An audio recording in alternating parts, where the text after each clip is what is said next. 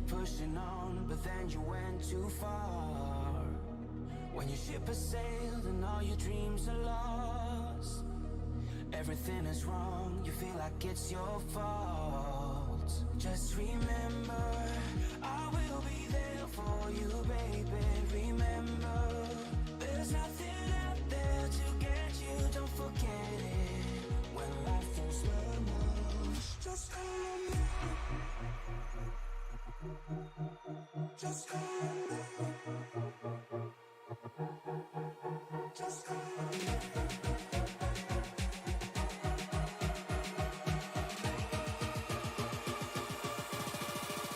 Just call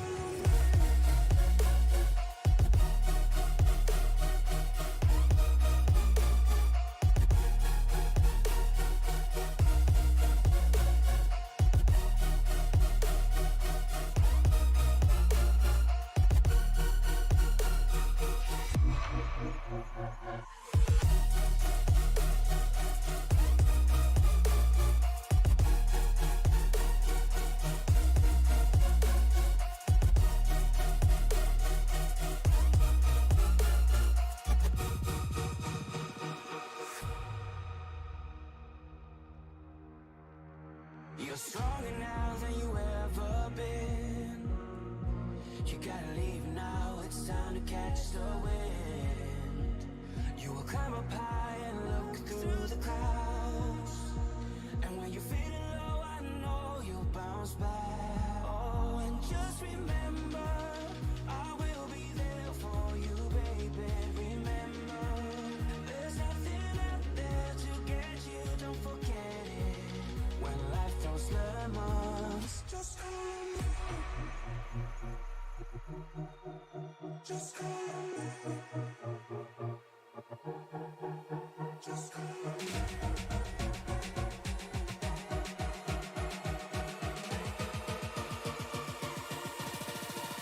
Just call on me.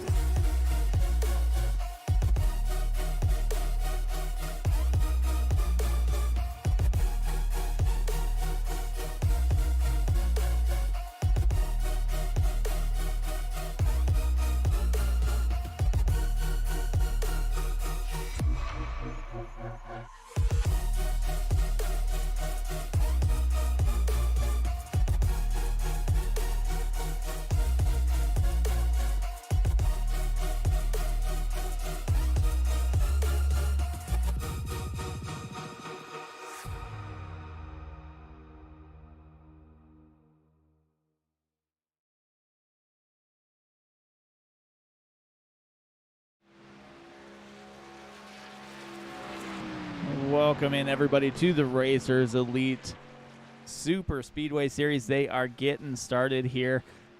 Just a little ways through qualifying. Had a few trucks already out on the track. They're set for 94 laps here. I'm Mike Maloney up in the booth as usual here.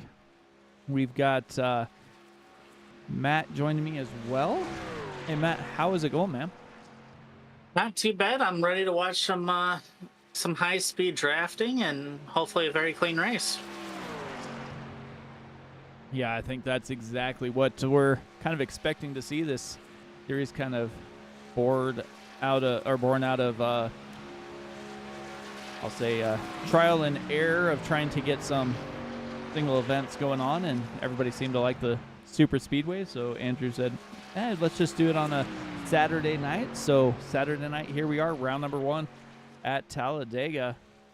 You'll see several of the people you know and love from the Racers Elite Series. Also some new drivers that show up from now and then. Right now we're watching Brad Jewett out on track. First time by, looks like was a 55.24, good enough for P6 on the board.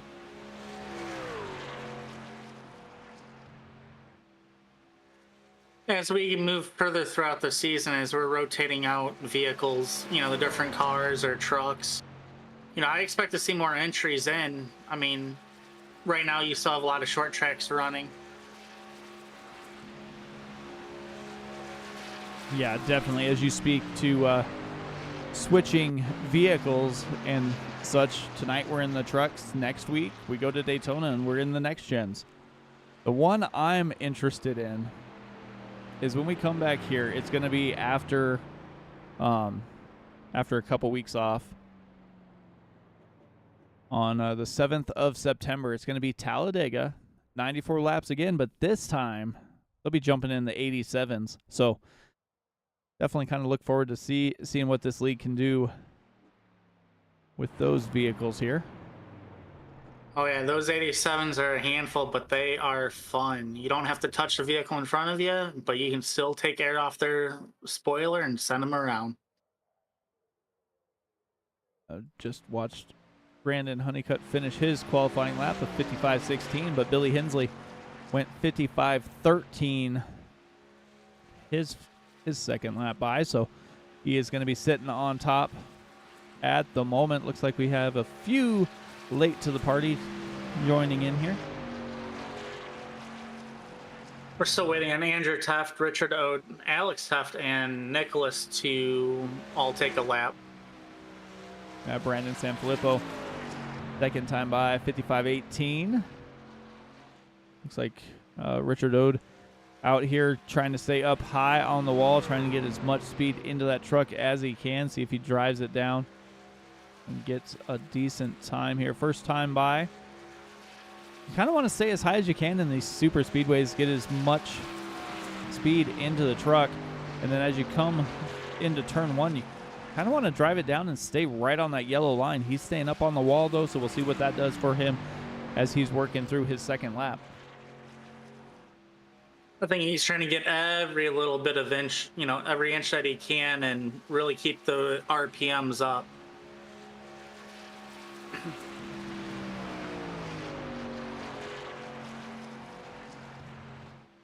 Jump over to Alex Teft as he's rolling through here. And the other thing you kind of got to love about Talladega, or hate, I guess, depending on how you look at it, is that start-finish line is after the exit of pit road, basically. Yeah, you can't just, duck through pit road trying to avoid the big one and hope, that you cross that line in first. It brings a whole new strategy. You really have to race it all the way back to the line. Yeah, it's not like at Daytona where the start-finish line is right at the, middle of that tri-oval there. It's clear down on the other side, so you've got quite a ways to build up your speed and hopefully get the other competitor at the line, especially when you're talking the drafting track, as these super speedways are. And that just means you have to behave for longer. It's a super speedway. We don't want to behave. Yeah, exactly. Alex Teft right there with the 55.79. Looks like Richard O didn't get a qualifying time here. Got the Road Ranger 98 Ford of Andrew Teft, bringing that back. 55.18, good enough for P4 right now.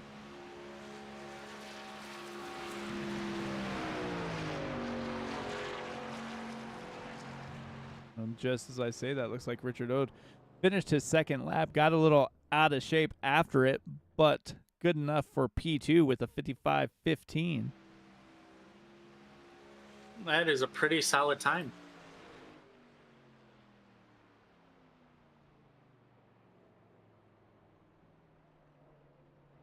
Andrew Teft coming down pit lane. We'll see what Alex can do. Second time by, second time, a 55.19. So all these guys are relatively close. Not that qualifying really matters when you're, at Talladega, but we'll see. 94 laps around this place. It's going to be a long race. I mean, with only having one quicker pair, these guys are going to have to be patient, really save their nose. So our qualifying speeds, we may not actually see, the trucks all trying to race until more towards the halfway point. Yeah, that's definitely what we're probably going to see. This is kind of a little bit of a preview for tomorrow afternoon, morning, depending on where you are at. Racers Elite is going to put on a Talladega Super Speedway 500. It's going to be 188 laps. I'm going to start at 1 p.m. Eastern here on Sim Racing Media. So if you ain't got anything better to do, you can tune in and watch it, or better yet, get a hold of Andrew and get signed up.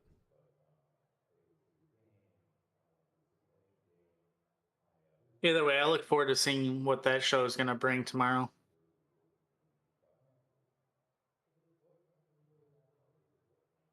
It looks like everybody except for Nicholas had made a qualifying lap, so we're jumping over into the race session. As these guys get out on the track, we'll go through the grid real quick.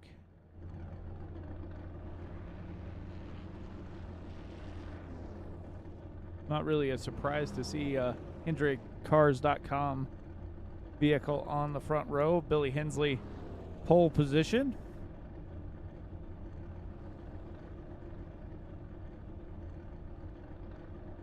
Got Richard Ode to his outside. Brandon Honeycutt, 13 Chevy row 2 with Brandon Sanfilippo. Andrew Teft with Terry Fennell just to his outside in row 3. Row 4, Alex Teft and Brian LaPratte. Truth Hoke in the 55 Wrangler machine with Garrett Michael back there in 10th. Kirby Wayne Scott and Justin Byers make up row 6.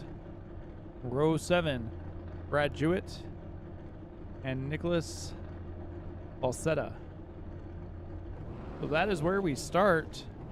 We'll see where we finish after these 94 laps here at Talladega.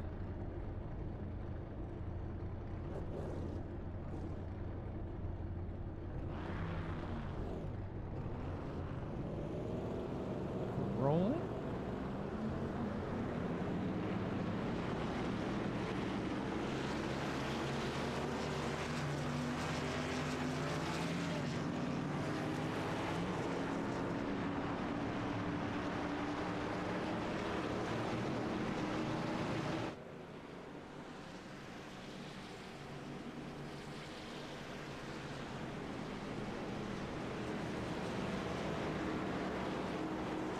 So it is Talladega Superspeedway. These guys are going to be drafting, trying to stay close as you can to the truck in front of you.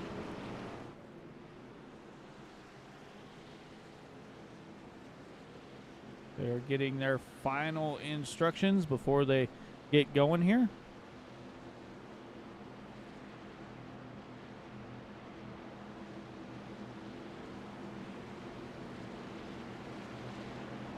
One of the big things that race control is touching on right now is making sure these guys are staying in their respective lines until after they cross the start finish. Yeah, that is one thing that you kind of have to watch it. And the other thing is if there's a double yellow line or any of that at these super speedways, what the penalty is for such a violation. So they're getting everything going, getting all the rules worked up here in week number 1 as the drivers get ready to roll. Pace truck should be getting ready to make that left-hand turn down pit lane.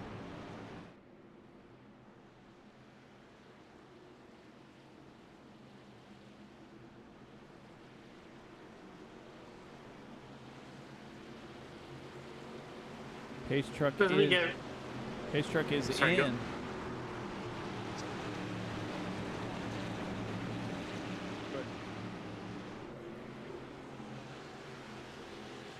As we get the start of this race going, the two cars that I'll be watching tonight for is Garrett Michael in the 63 and his teammate in the 33 of Brad Jewett. They should be hooking up quite early as we take the green. Got down and away. He got a monster jump. Not necessarily a good thing when you are on a super speedway, as the guys behind you are going to get hooked up, lined up, and moving in the right direction. Looks like Brandon Honeycutt already up one spot, taking P2, and he is on the back bumper already of Billy Hensley. We'll see if he's going to jump to the high side and go with, looks like Stan Filippo might be out there. Honeycutt running in the second position is right on Hensley, and they're not wasting any time. This bottom line is formed up rather quickly.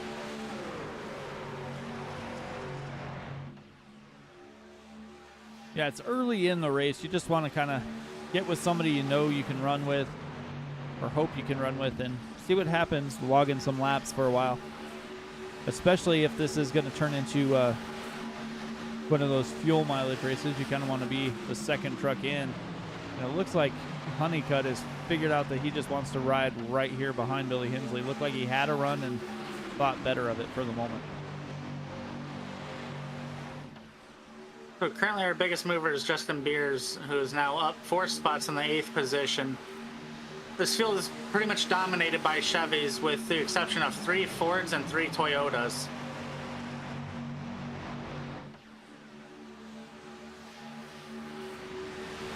Yeah, and that's the other thing that you're going to watch for here is if these guys start to get a gap between them, that they could lose that draft and wind up multiple laps down.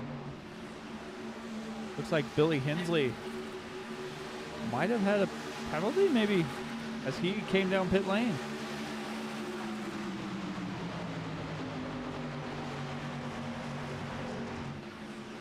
Yep, taking a look, Hensley is serving a black flag. I'm unsure if it's from entering pit road at a high rate of speed or if there was his initial start of the race was questioned.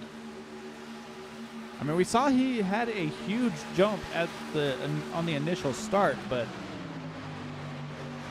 I wasn't sure that it was that bad. But on the initial start, you have to go on green. You don't get to decide basically when you go. So maybe that is something that's happened as Honeycutt goes back a couple spots as Sam Filippo starts to lead this thing. And just to his outside, here comes the 50 of Terry Fennell. For a minute there, we had both Brandons battling each other, but now they're actually working together. And we're still gridlocked side by side here as Branson Filippo still leads. Yeah, and the 2 trucks that you said you kind of want to watch for have hooked up. They are together. They're in that high lane, the 33 and the 63 of Michael and Jewett here. And they are up 4 and 5 spots, respectively, getting that high line to work. Honestly, I think the high side is the place to be. You know, when everybody crashes, usually it comes right back down the track. And you don't really need all that extra help or have all the rubber banding or the checkups that you see on that bottom row. On that high side, you can kind of hold that throttle open a little bit longer, and you're a lot smoother. Definitely, the chat is alive here on the YouTube as well. I want to thank everybody for joining. Of course, we got the Ricky Bobby trademark, if you're not first, you're last. Grimmy and Safira cheering for Billy.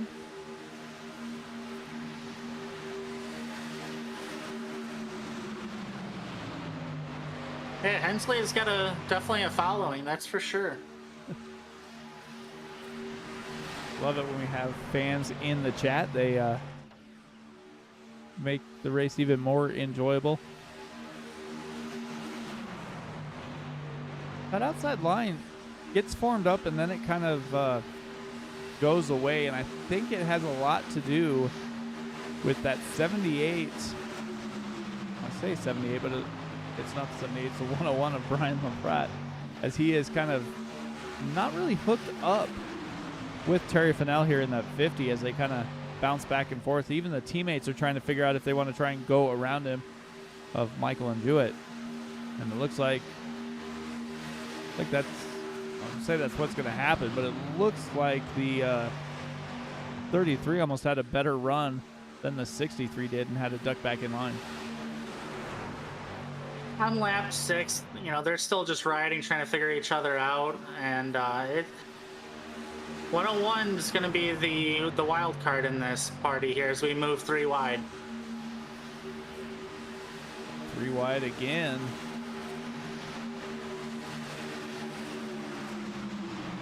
'81 Justin Byers giving a big push there to Jewett as Jewett's up 8 spots now, running P5 almost into that wall, almost pouncing off of it and down the middle. And you said the 101 was going to be the wild card there. Well, they almost touched.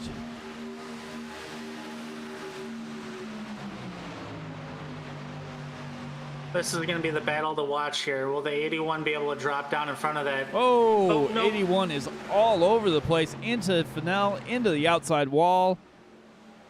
The 81 just could not keep that wheel straight. And he is going backwards in a hurry. He's probably going to have to duck. Oh, I'm going to say he's probably going to duck down pit road, but he did not.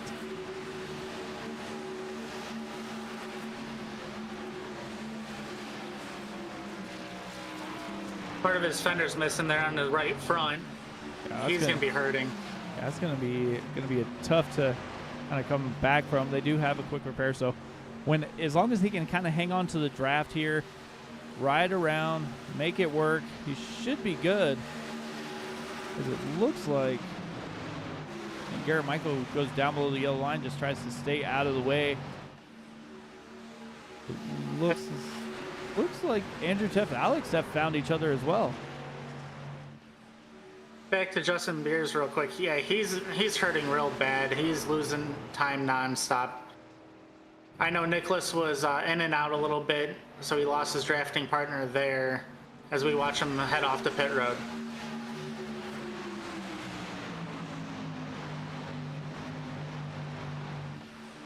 Looks like Garrett Michael came down too. Don't know if maybe he got a little touch up there as well.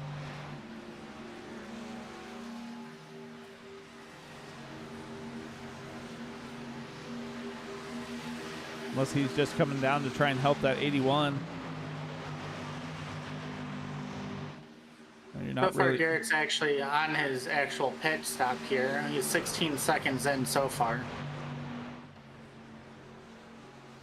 Yeah, it looks like he might be trying to get some damage fixed, get hooked up, and make another run at it.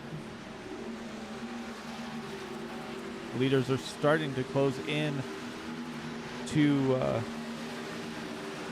Billy Hensley here, as Hensley just came around the start-finish line. He's got about 4 seconds before the leaders catch him. I believe Justin Beers just used his quick repair with a pit stop of 4.48. Garrett Michael is still on pit road in the 63 machine. Yeah, I'm not sure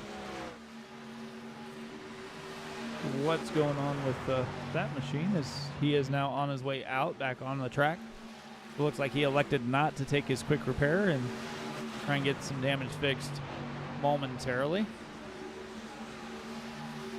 I'm sure Garrett's going to try to find his teammate there in the 33, Brad Jewett, and they're going to work together again.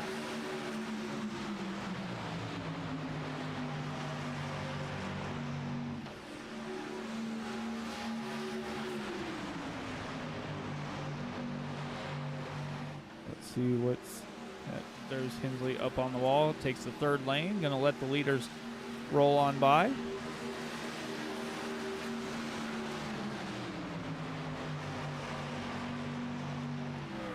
Everybody manages to get past Hensley very clean as he picks up the tail end of the draft. Yeah, that's never a spot I really want to be in. Trying to be on the high side, stay out of the way, and then try and catch the draft. And if you're not quick enough, you're going to lose it in a hurry. But it looks like he might have been able to catch the back of the draft here. Looks like he's got Falsetta there in front of him, and Kirby Wainscott's just to his outside. So looks like he might be able to hang on here, and all he's got to do is hope for one of those yellow flags to come out, and he'll be right back in this thing. You know, the other truck that I'll be watching as well is the 55 of Truth Hope. I know earlier this week he was talking about having an injury where he wasn't sure if he was even going to be in today's race. So it's good to see him in the field tonight, and I hope he makes it all the way through the end of the race. I know he might have found his second calling, as he was able to get up in the booth and broadcast for a little bit, and everybody seemed to love him. I mean, he's a nice guy. He has a lot of fun doing this, and I mean, he's not always up towards the front, but I've seen him grow from the first season these guys had put on. You know, in a super speedway race, let's be realistic. You need a lot of luck, and I mean, you just have to be there at the end. If you're even in the top 10 at the end, you're on the lead lap, you have a chance at winning. Yeah. Just be on the lead lap, you'll be good, especially with a field of 14 trucks. Everybody will have a chance. I mean, it's all about where you try and make that run when you're on, the last couple laps. Brian LaPrat's trying to make that high side really work. He wants his laps. Well, he's got a good pusher behind him in Andrew Teft. Andrew Teft is holding that wheel pretty steady, trying to stay right behind him in the exact same line, which will help quite a bit. You see these guys kind of sliding up and down the track. That it plays murder if you're trying to draft. I mean, you stick your nose out for a little bit, but they keep what I call like the accordion effect or slinky. They're not lined up, so every time they go and move, it just takes more and more speed away from you. I don't remember how these trucks quite handle with how many laps you can be on somebody's bumper for before they start to overheat. But if I'm Brandon Honeycutt, I'd be peeking out a little bit, just trying to make sure my attempts stay low enough to hold off any other charges by the 101 of Brian LaPrat.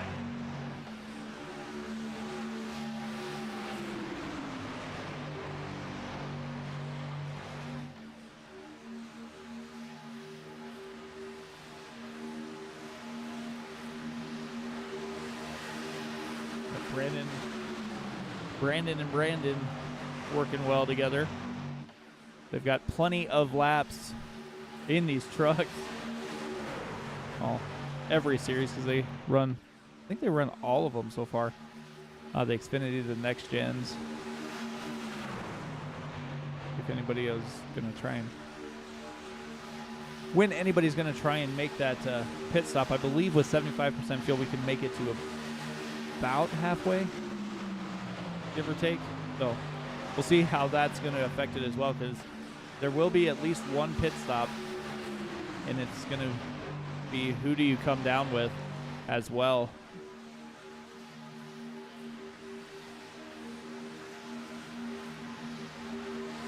Looks like we may have that. Never mind. We're falling back into 2 wide. So it looked like they started to make that 3 wide as Truth Hope goes up to the high side. Billy Hensley goes with him. Truth trying to get that high line to work. He's done it before. He seems fairly confident running out there. You know how some guys, when they get up there, all of a sudden their wheels start shaking just a little bit more than it would down below. Yeah, it looks like he's holding it pretty steady as they are 3 wide in the back right now. It looks like Andrew Teft is getting loose. And with a pusher like Hensley, you really can't go wrong up there.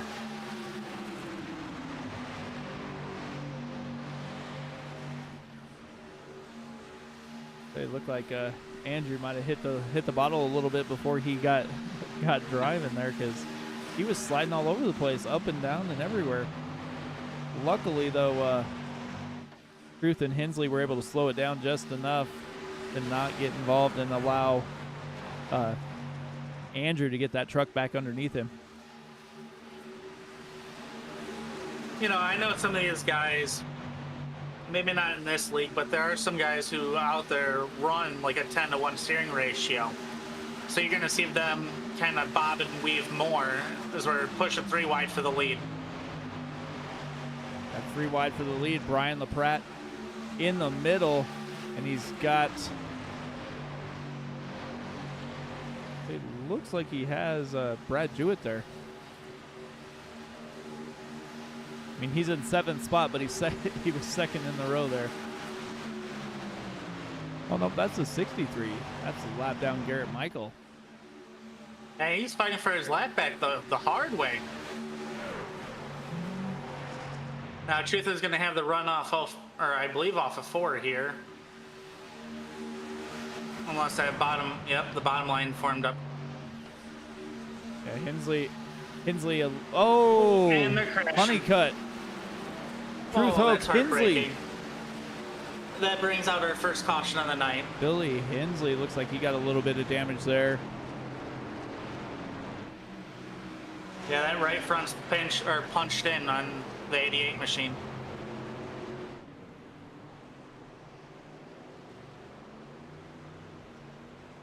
You know, that's the thing about super speedway racing. You know, one little bump and now it affects everybody. Yeah, Things go wrong really fast. Let's go back and take a look here.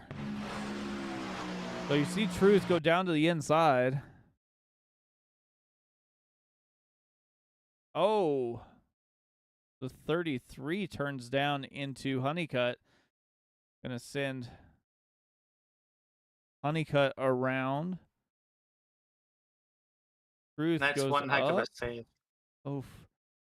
Not too much damage. Truth hit the wall a little bit harder, but everybody else, I mean, for Talladega, this is a pretty mild race, but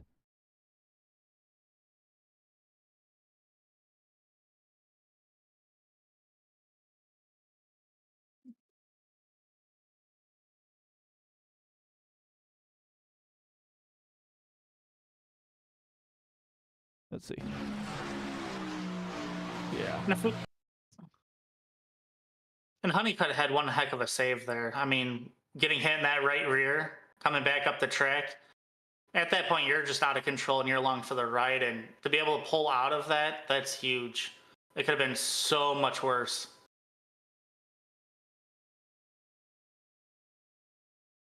It's crazy.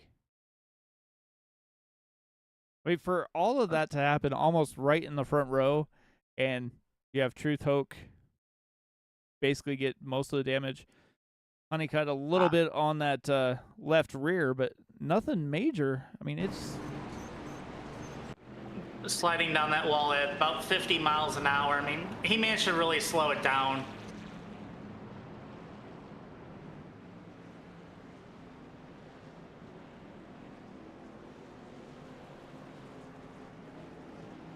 looks like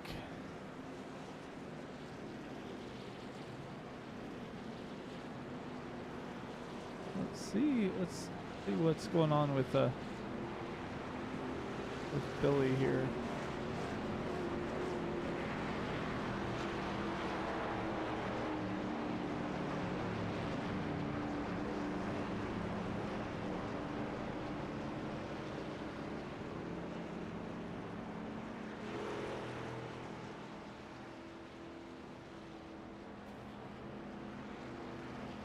It looks like he might be able to take the wave around. He is behind the pace truck.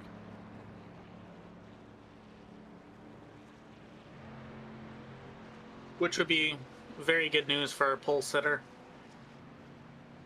Well, he hasn't made a pit stop, though, at all, so it's kind of that double-edged sword. Do you stay out and hope another caution comes, or... And with that right front damage as well. Yeah. You know.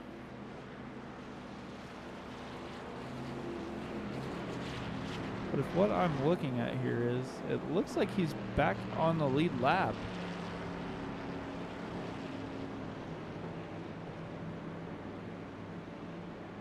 Yeah, so as soon as we hit 1 to go, he should be flying back around then. Yeah, it looks like we have the Pratt fan here. Bobby Cameron in the chat.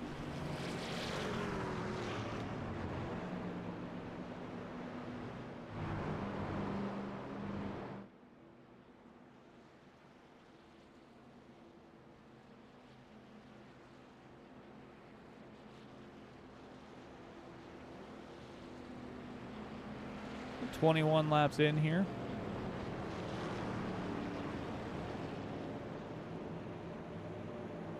The racing has been pretty calm throughout this race so far. You know, 21 laps in, coming to 22.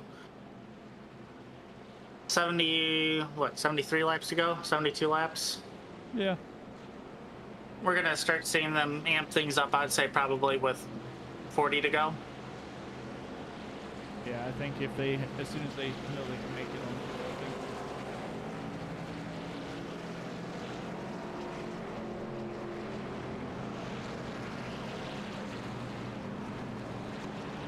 Yeah, it looks looks like they.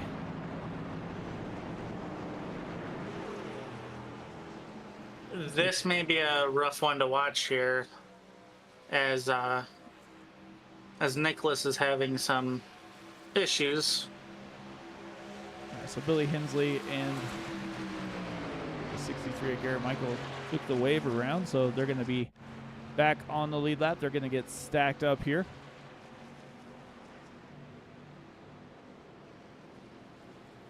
Let's see if race control allows Nicholas to hold that front row on this restart.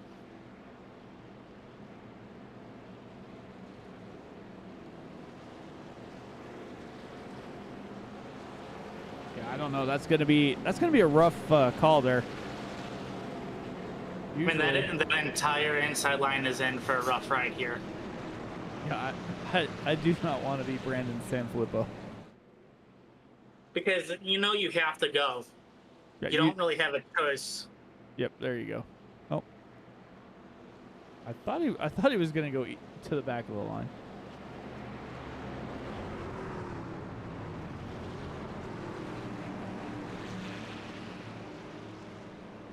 We have Miss Leah May also rooting on her dad, who is LaPrette, who's currently actually sitting on the outside front row, starting P2 again. He's up +6 from the start of this race. Well, the 27 is going to pull down to the apron as soon as they cross that start-finish line. The problem is the Geico restart zone is coming up momentarily as that pace truck is in. Restart zone is good, and here we go. And the he's getting nailed. The 27 did not go at all. He's going to wreck the whole field. Oh, man. That's going to put us under the yellow flag for the second time. Yeah, that.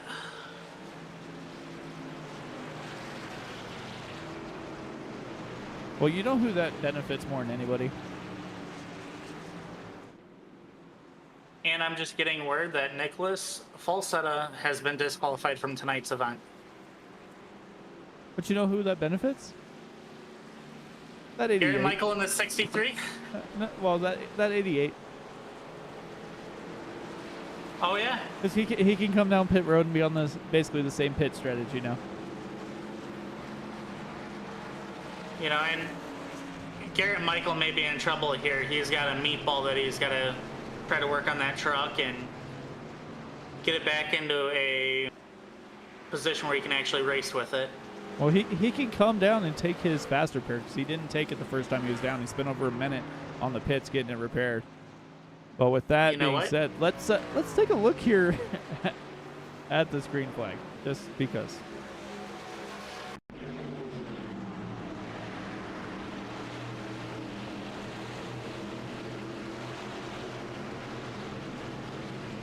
The inside line gets all stacked up.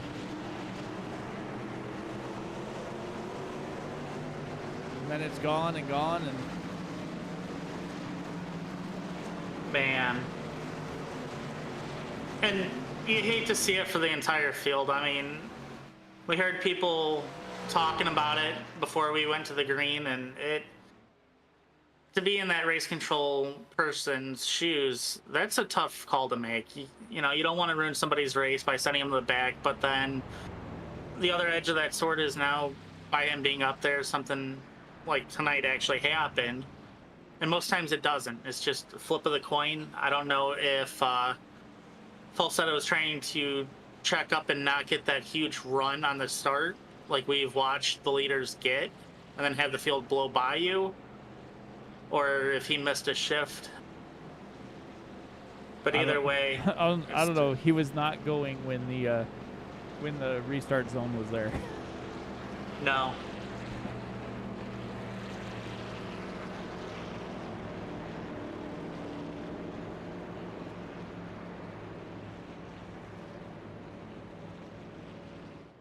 Yeah, so Hensley came in. Looks like everybody came in to make another pit stop. Could be interesting.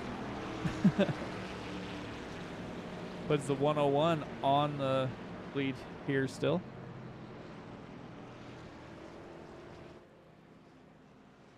Last pitted on lap 20, which was that last caution.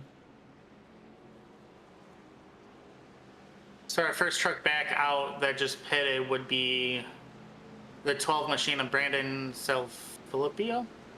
I'm sorry if I'm butchering that.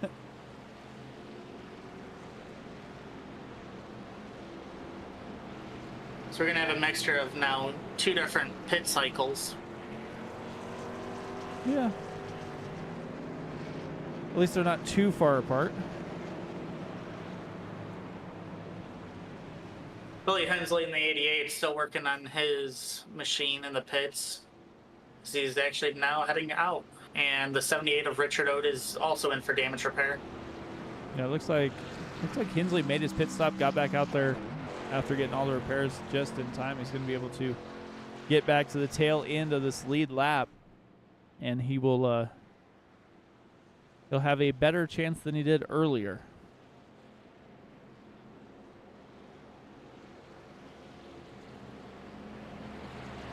Richard Ode is now back on track as well.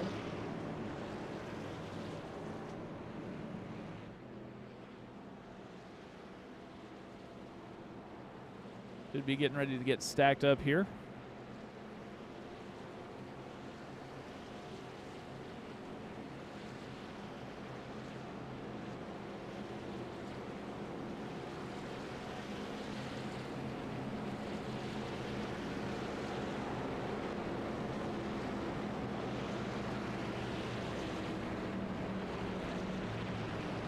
We might have to start a GoFundMe for Brian LaPratte. Help pick up a couple more sponsors on that blacked out 101 machine.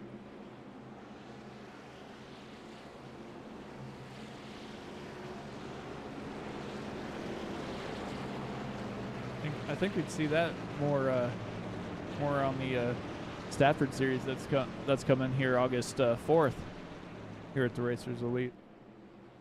Short track style racing there. Their test session on that, their shakedown race, was actually quite interesting to watch.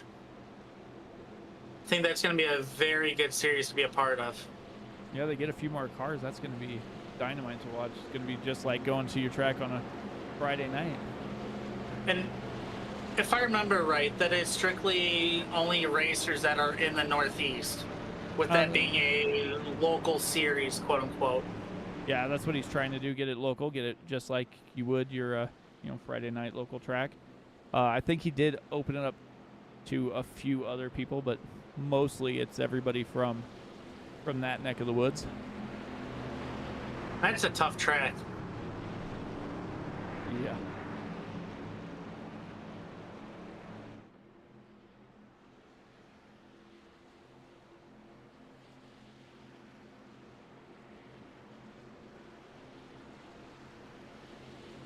Patrick's going to make that turn down pit lane, and we will start the journey to the Geico restart zone. Brian LaPratte is going to be leading them down there. Pratt on the inside, Fennell on the high side. Starting to stack up.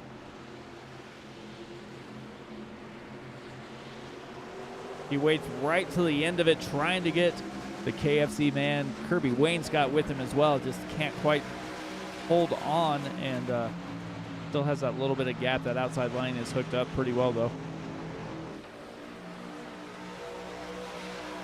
We're still side by side from the third position on back. We're going to start to see these guys start to work a little bit more together as Truth Hope starts to push. So we're looking now potentially 3 wide as they all fall back in the line. Yeah, the 81 went from the bottom side to the high side pretty quickly. Tried to get control of that outside lane. He jumped up in front of Terry Fennell, and he is trying to get that line a little bit closer, maybe side draft Kirby Wainscott there as they come out of the corner. But Brian LaPratte still leading the race. Truth Hope going to force it 3 wide, go up on the high side. Like I said, he likes that line. He seems to hold it fairly well, but nobody's going with him, and he is still moving towards the front. With the side draft, it's everything in these trucks. I mean, you can get up on that third lane and almost run by yourself if you hold that side draft and really suck both lines back. We see Hoke falls back, just not wanting to push the issue at this point in the race. Yeah, it looks like Terry Fennell tried to get up there to get a little bit closer to try and maybe pull Truth back so he could jump up there, but Truth lost a lot of ground, and now he is at the tail end of the high line in danger of losing that draft. Billy Hensley's currently the tail end. Kirby's going for the lead here as we approach the start-finish line. Well, as he gets a bad push, he's sideways. Nice save. I would say he was almost sideways. Justin Byers pushing another vehicle towards the front. Ooh, not lined up right, not lined up, and that's going to cost them some time here. Luckily, Byers didn't get the push he was after. Otherwise, Wayne Scott would have went around right in front of the whole field again. I'm expecting the 81 of Justin Byers to try to get around him and actually go to the point here. If I'm Kirby, I'm looking for a new dancing partner, just somebody that I know is going to have my back and not want to duck out. Yeah, it looked like Byers is going inside, outside, every other way, and the Brandons have found each other once again. Sam Filippo and Honeycutt, and Billy Hensley is hooked on as well. Three of the fastest trucks on track are now 1, 2, 3 as we head by the start-finish line one more time here. That powerhouse just left Hensley high and dry. It's not quite enough for him to drop in. Definitely was not. Justin Byers pulls out in front, going to try and get a little bit of momentum, but likes to dive back in. Just as he does that, Terry Fennell goes to the high side. Brian LaPratte slides up in front of Hensley, and they are almost going to be sideways there, as that push was just not in the right angle, but Hensley couldn't do nothing for it as LaPratte slid up right in front of him with little room to spare. That second line is literally going to be a ride or die type of situation for the next couple laps.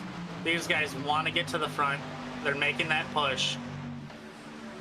As we watch the 50 of Terry Fennell get a little bit loose and slide up to the high side. Yeah, I saw him kind of drift up there multiple times, but he was able to save it and not go bouncing off the wall. But now we got Justin Byers, LaPratte, and Billy Hensley hooked up together in that second row, and they are starting to come towards the front. Truth Hope trying to grab on to the back of that as well. Got the three drivers, Sam Filippo, Honeycutt, and Wayne Scott, hooked up with Alex Teft closing in on fourth on that bottom side. And Garrett Michael has found his way back to the 33 machine of Brad Jewett to help him on that bottom low line, try to get them to establish a dominance over the second line. That high line just is not quite hooked up, and they keep sliding around. You can see the 81 of Byers try and hold the line steady, but LaPratte keeps ducking out, and Hensley goes down to the inside trying to figure out where he will be most useful. And they are still battling basically side by side for P2. With that second line, there has to be a communication of, do we really want to try to side draft and risk the big checkup? Or do we just want to plant our tire right on that dotted line and just let that second car or second truck in line just push us? Well, you kind of just found that out there as they left Byers in the sucker hole, and he went backwards in a hurry. And now Brian LaPratte is also there as Hensley goes to the high side, has Truth Hope right behind him, and the 78 of Richard Ode. 81 of Justin Byers doesn't really have any friends out there, it looks like. He's just all about right here, right now. We're going to have to really watch him at the end of the race to see, if he's in that position where he needs help, will he have it? Or, is he really going to have to try to muscle his way for everything?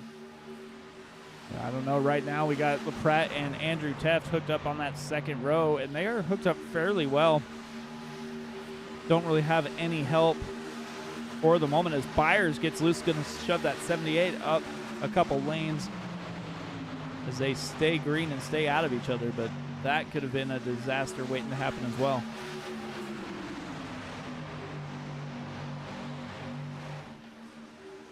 Still side-by-side lap 34 of 94.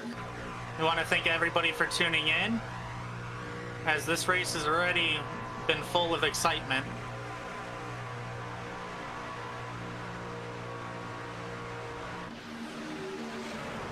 Hensley going to try again to go 3 wide. Truth Hoke up there as well. Truth, you know, has been basically living or dying up there on that high line, and he's going to pull down as they come towards the start-finish line as Hensley's up there by himself once again. I think that right front damage on Hensley's 88 machine is just holding him back on that high side just a little bit to a point where they can't gain anything. Yeah, he must still have a little bit of damage. Let's see if we can different look here. Yeah, it still has a little bit of damage there on that front.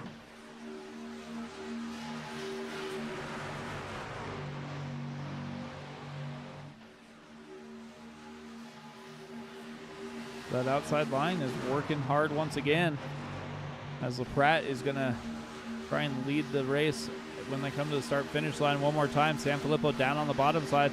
Who's it going to be? LaPrat just barely on that lap.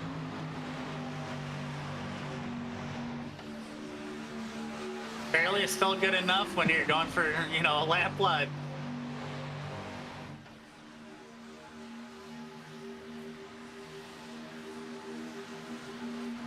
Garrett Michael's in a good position, running back in 13th. He may be a lap down, but he's still, you know, if something pops off in front of him, he'll be back on the lead lap. He has time to check up, not get involved in it. Yeah, those guys at the back here are definitely a couple to watch, as they had a couple of incidents happen, put them kind of in a hole they've been trying to dig out of.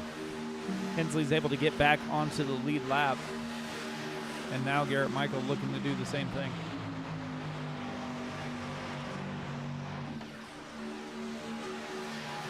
You know, one of the biggest factors that we seem to talk about in this race has been the Brandon and Brandon show. You know, they're still running nose to tail.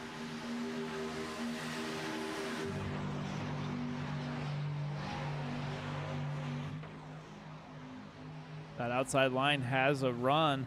We'll see if Andrew's going to stay up there with LaPrat or if he's going to slide down in front of Sanfilippo. I think he's going to stay up on the high side for now.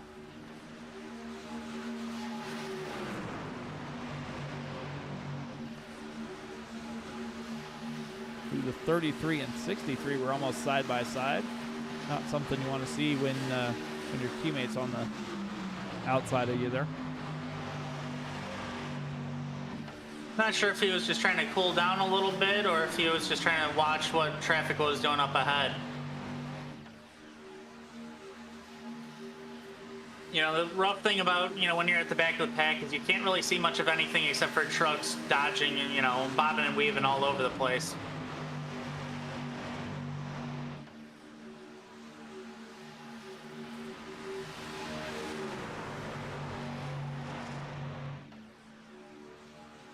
Inside line starting to pull again, and looks like Justin Byers was a little loose again in that 81 truck. Caused that bottom line to check up just a little bit. And it looks like Honeycutt's trying to get a little air on the nose of that truck too. Looked like he was fighting that transition through the tri-oval there.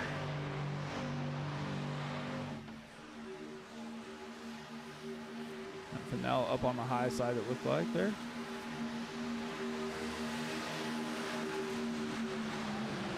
He's going backwards. Looks like he's going to try and drop to the tail end here. Does just that.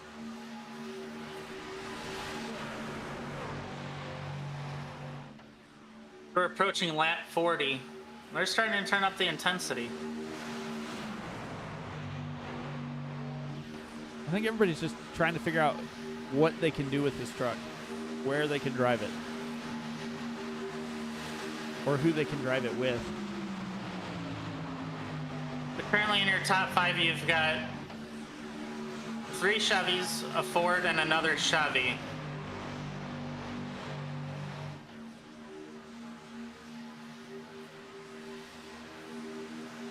Brandon Sanfilippo, Brandon Honeycutt on the bottom side. You got Pratt and Teft on the high side. Richard Ode back there in P3, followed by Truth Hoke up there.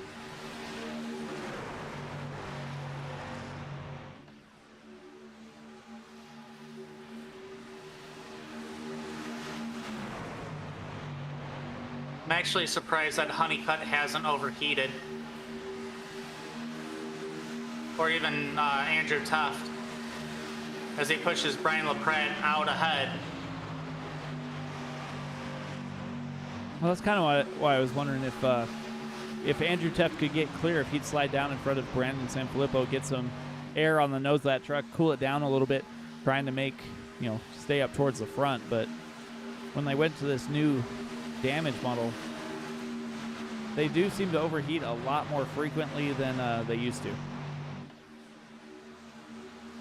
Yeah, and both Brandons are able to kind of work together a lot more. They're on the same radio waves. So they're able to protect that nose a little bit better. As we kind of look and see through the field, is these guys are all on different radios, and over race chat, it's dead quiet. Not a word is being said, which is very uncommon for a super speedway race.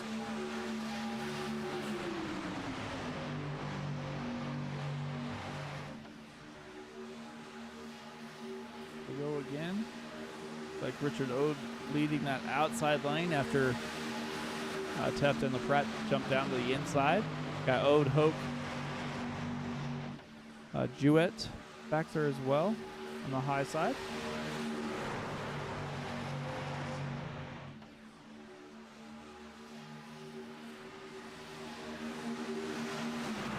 I might be a little bit nervous if I'm the 63 of Garrett Michael here, because we look 3 wide. They're 3 wide in front of me there. And we're ranking Hoke 63 and the 101 all. Oh. Hoke around, the 33 around. Oh, Hensley involved again, Billy Hensley. Garrett Michael is trying to fight for his lap back the hard way and just did not work out. A lot of good trucks taken out in that. Yeah. Let's see if we can take a look, see what happened here. So the 63 of Garrett Michael goes 3 wide. Oh, the 101 comes up just a little bit. They're just locked together. Yeah. It's almost almost like net code, while they, when you get close, it's just all of a sudden like they suck together. That seems like what happened here, but I don't know. My experience running these trucks, I mean, you hit right in that door, it's just like it welds together. Yep. That net code experience that you're speaking of. Uh,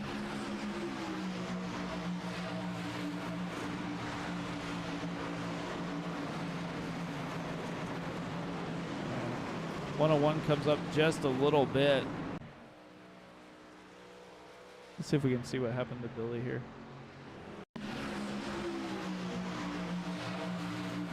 Oh. Well, I'm almost wondering what it's like to see that from, his cockpit. Oh, it looks like he made it out of it. Oh. Barely. Let's see if we can look for him.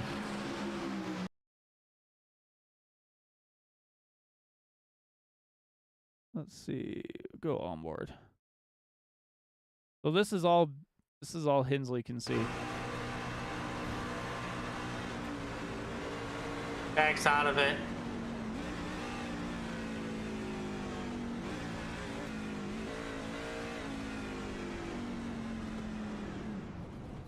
Oh, never saw. I'll say it looks like he even shut off the truck trying to get it to stop.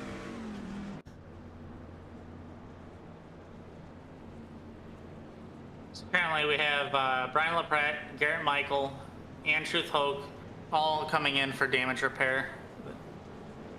Yeah, it looks like everybody headed down pit lane.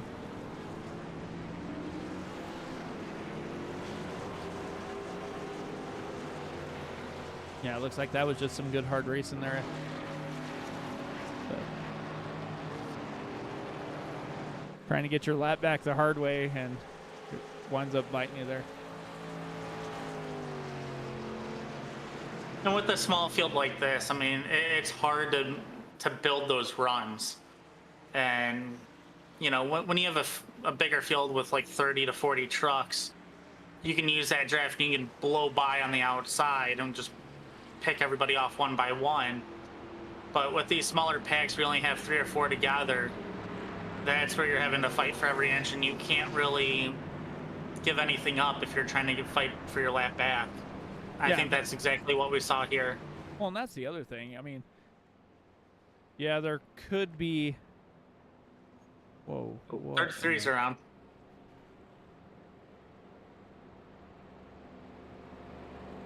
I don't know what happened there. Anyway, what I was going to say, the other thing is, the way they were running, the race could have basically went green, so you're not getting your lap back anyway. You can sit there and hope and, you know, think that there might be a caution, but if you don't get one, you're not getting your lap back anyway. So you got to try and see what you can do to get there, especially when you have a run like Garrett did. 100%.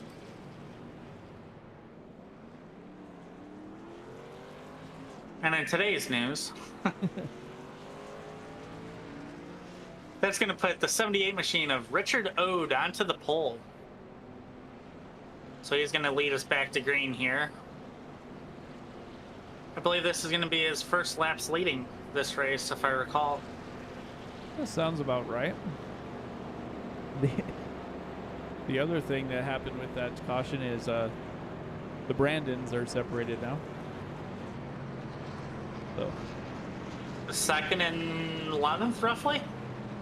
Yeah, pretty much 10th or 11th. So I wouldn't count Honeycutt out of it. You know, he'll make his way back up there. He'll be back up there.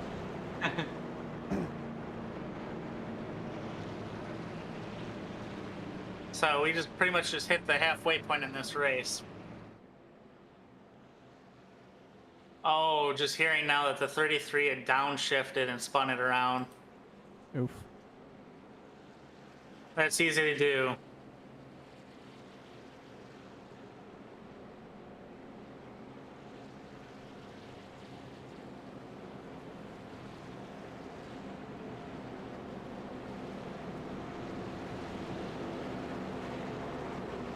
Yeah, and that's the other thing, because he did spin around. He tried to go. He had to go. He went down pit road. Might as well, because he gave up his track position because of the spin. And when you do that, if you don't pit the first time, guess what?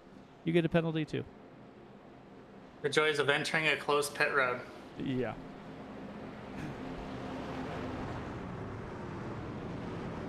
So we're forming up side by side here. So they're going to re-rack them and restack them for our 4th restart of the night.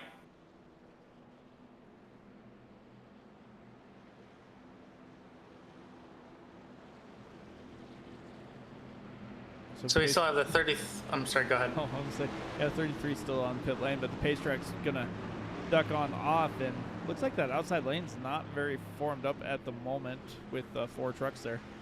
But Richard Ode's gonna lead him on down here to the Geico restart zone. Got Andrew Teff behind him. See when he elects to go. Yeah, almost at the end, stacks up that inside line just a bit, and he's got a huge run. If I'm Richard Ode, I'd be dragging the brakes just a little bit to let this field catch. But he may have been saved by by the 12 machine kind of getting that start too. And, oh, we got one Wayne sideways. Scott goes around. Heck of a save there by Kirby Wayne Scott as he comes down the track. It's back in line. Looks like the 81 machine gave him a little shot there. And don't look now, but Billy Hensley's up on the high line, and so is Brandon Honeycutt.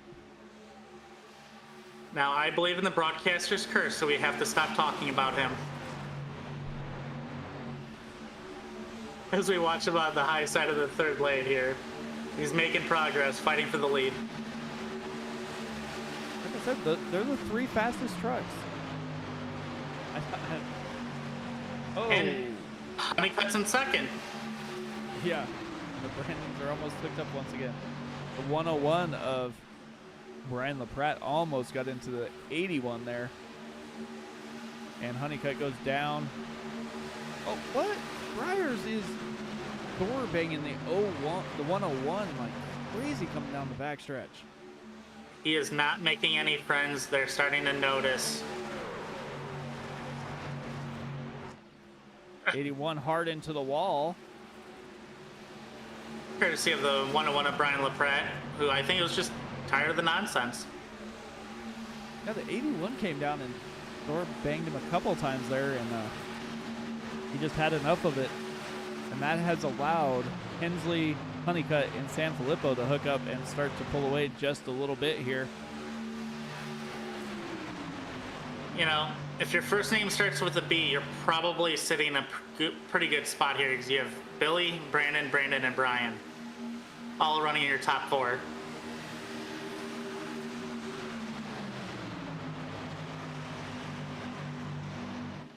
I'll say, and with the dramatics there on the previous lap, it has made this into a single file race right now.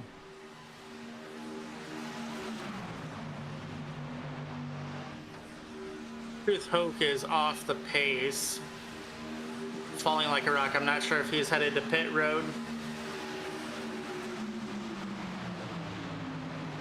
Looks like he is. Yep, just hit pit road. So that's going to leave us with 10 trucks still on the lead lap.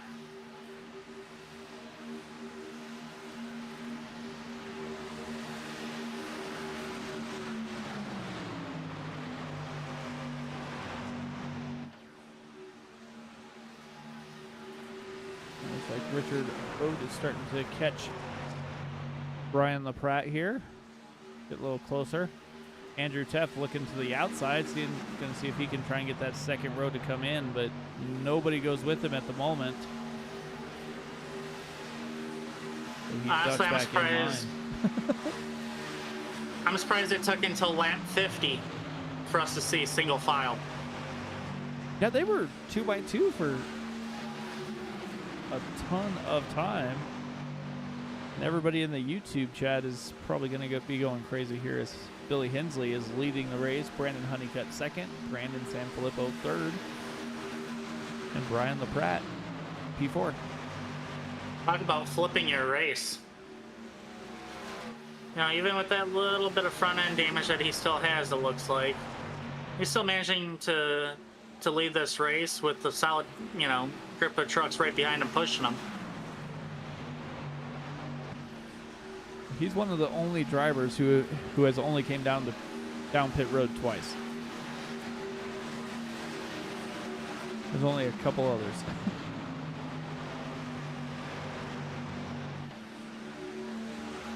We see the 63 of Garrett Michael working on the high side, letting the entire field by. And Brian LaPratte in the middle. If anybody's going to go with him.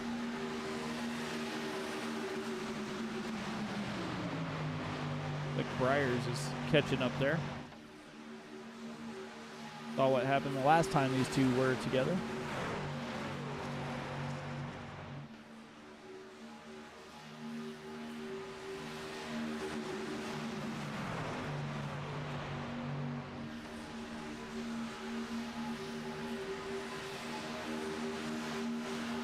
that we're single file, I think we're going to take a break for a couple minutes. Let our sponsors do some talking. You won't miss anything as we go side by side. We'll be right back after this.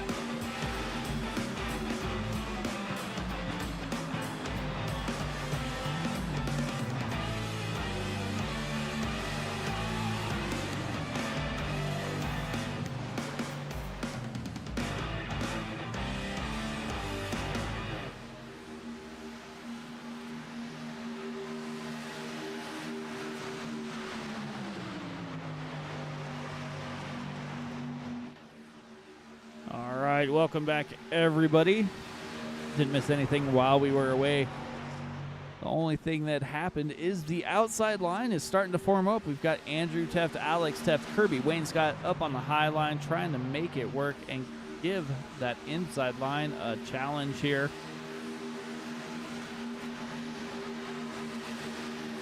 That outside line is really formed up. They're working together, and now they're doing the inside. One heck of a battle here. If they can just stay nose to tail, they should start picking off spots. Yeah, it's one of those things. Is as long as you have a really well formed up line, it doesn't necessarily matter if you're on the high side, 3 wide, or down on the low side. But when you start kind of bouncing around a little bit, it tends to get a little hairy here as the 81 of Byers goes 3 wide. But looks like Brian LaPratte jumps up in front of him and is going to try and take some momentum here and try and get that outside line working. Andrew Teft is going to drop to the low line, save himself a spot down low, as high line just falls apart. As quick as it was there, it was gone. It will be back soon. Oh, yeah, we are just outside of 30 laps, so I would imagine it's going to happen within the next 15 laps or so. Ooh, 78 of Richard Ode is down on the bottom. Perry Fennell clear up on the wall. Not sure what exactly happened there.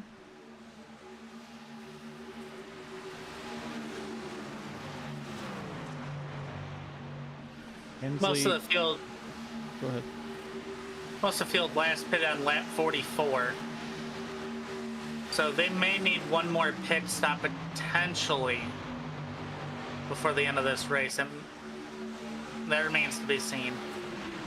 And the frenemies working together now as Brian LaPratt is getting a big shove from Justin Byers, working on that high line. Was up even, or almost even, with the leader coming through the corner, but down the backstretch, Hensley, Honeycutt, and Sam Filippo all pull in front once again.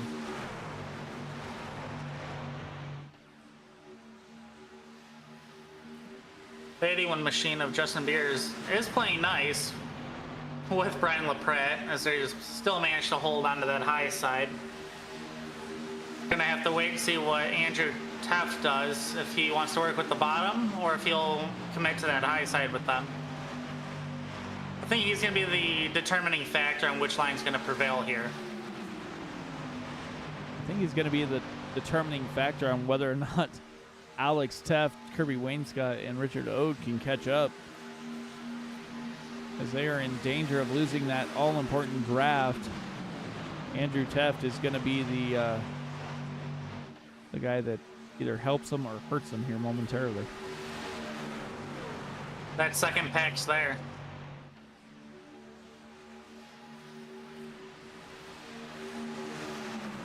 We see a big checkup with Richard Ode. Richard Ode, Terry Fennell checked up quite a bit there.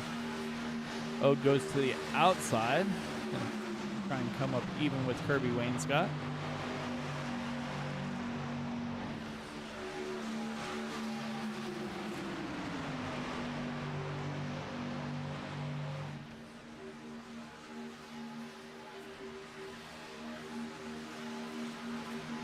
Approaching 32 laps to go, and we're just getting started. We're about to see things really get crazy here.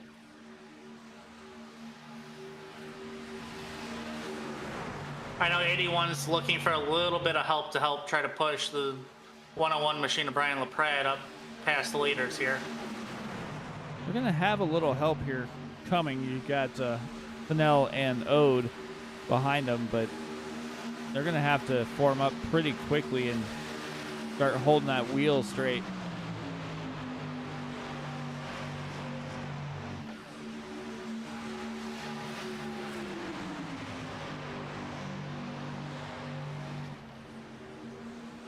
Race Chatter's picked up just a little bit with them trying to work together a plan to get past Billy Hensley in the 88. Yeah, just trying to get some sort of idea of when they should go where. I mean, I don't know that they want to just sit there and be on the high line for these last 30 laps. And with where the cautions fell, we don't necessarily know how much fuel they have left in those trucks either. Everybody, like you said, last pitted 44, 45 laps. So we know they're good for now, but will they have to pit one more time before the end of the race? We'll find out momentarily. If I'm LaPratt, I think I would want to probably drop down in front of Hensley as soon as it was safe to do so. With the 81 pushing, and we're just hearing the 81 is now overheating on that high side. So he's falling back. Oh, and we're wrecking.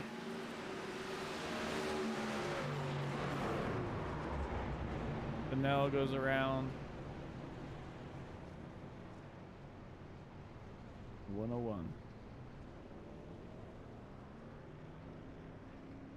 Well, they're going to be good on fuel now. Everybody's going to come down pit lane. I know that. Take a look here, see what happened. I mean, we kind of know what happened. But... So right here, the 81's overheating, so he pulls up to the high side. Still up there. Still above the white line. And the 101, the practice slides up 50's hard on the brakes, but not Just enough. nowhere to go. And Alex Teft, nose to nose. Race control is deeming it as being Brian LaPrat's fault. And I know earlier we heard Brian LaPrat having some issues hearing other drivers. With these trucks, they're very loud when you're behind the wheel of one, so trying to hear somebody talk sometimes can be pretty rough. So we watch Hensley drop down to pit road. I'll say everybody's coming down. I would imagine everybody's coming down.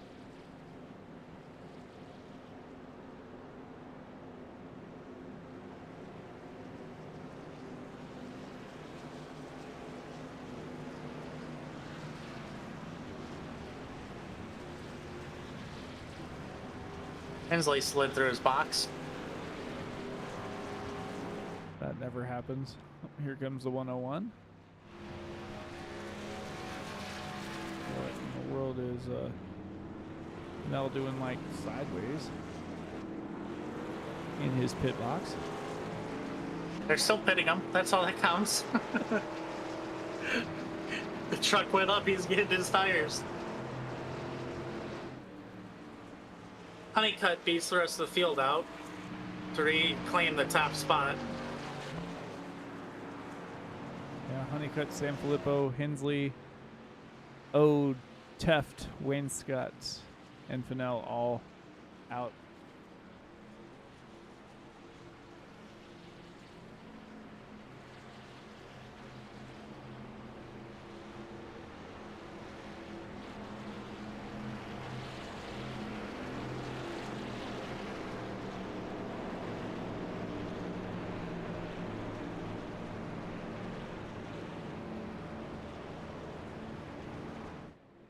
Like Ruth Hoke and Garrett Michael stayed out.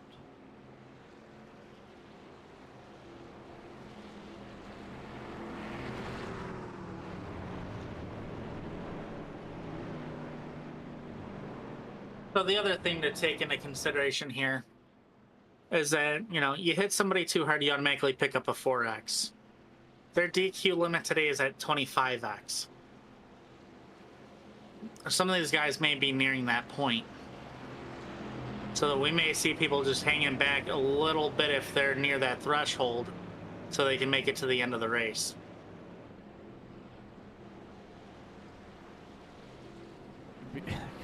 Could be a little rough here. I guess we'll see what happens.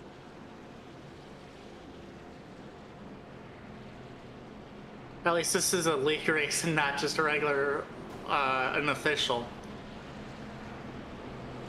No safety rating is harmed in this. Yeah, don't worry about safety rating, IR, any of that stuff. Just worry about racing next week.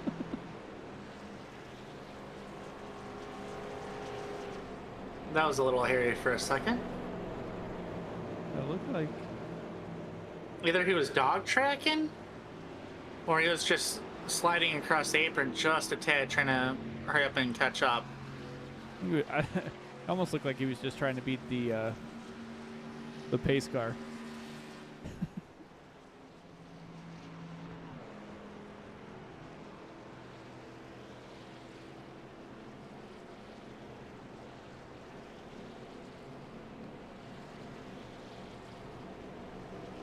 Brian LaPrat is still on pit road. Oh, It's gonna be heartbreaking for him. yeah, it looks like he's definitely getting some damage fixed on there.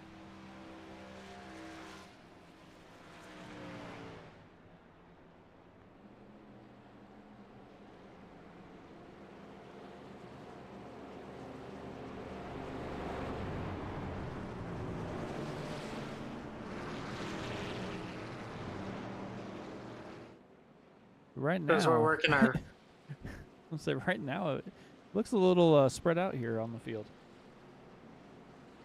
Yeah, it does. I mean, our fourth caution of the night. I mean, we're not doing too bad. A lap 66 as we watch the pace truck dip off.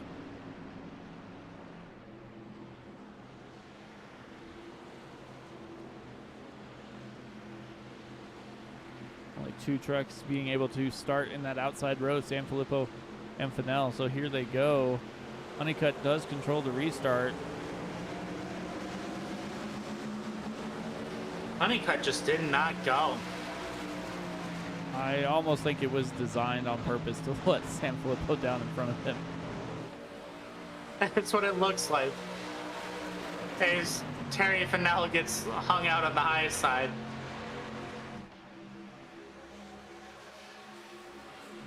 And everybody else spreading out all over the track trying to figure out where they want to be.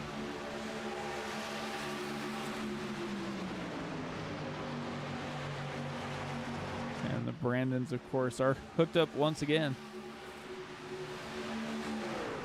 I think they just want to make sure we talk to them, you know, every night they race, because they always seem to find the front together. I mean, I don't know about this view though. Like, how close they are running. In this spot, you know, as we're running aboard with Honeycutt, you can't see where that apron is. So if that lead truck goes there and you follow, you know, when you barely clip it, you stack up or you turn the guy in front of you. Yeah, exactly. You know. So with these two Brandons, at least they're in the same chat. They're able to talk to each other. They know, you know, how far up the track they're running or how low, and they reduce their chances of wrecking each other.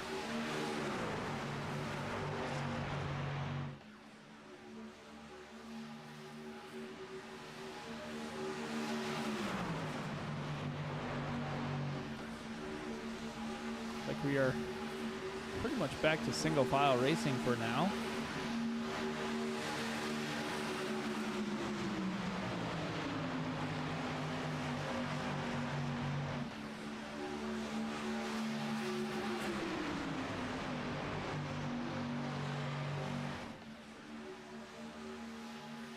San Filippo, Honeycutt, Hensley, Alex Taft, Terry Fennell. We do have, looks like, Brad Jewett between them. Couple laps down, like 5. He can play a spoiler role, though. Yeah, he could push somebody to the win. I always find that funny when in some of the league races, when you have some guys that have like 3 or 4 guys on a team, and then one of them gets wrecked at, or has an issue, and then they just, oh, we're done. You can still help your team. You can still do something. Yeah, I know some leagues kind of look at it as if you go a certain amount of laps down, they want you to be parked. But when you're team racing, and you know, you're not only racing for your points, but for that team championship as well. You know, and trying to push out one of your other drivers becomes huge. So we're watching Brad Jewett hit the bottom of the track to head to pit road. Yep.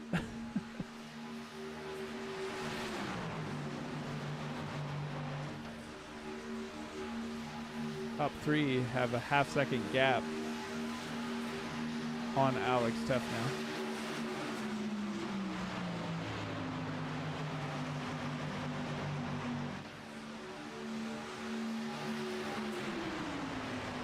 It's gonna be interesting to see what Hensley does here.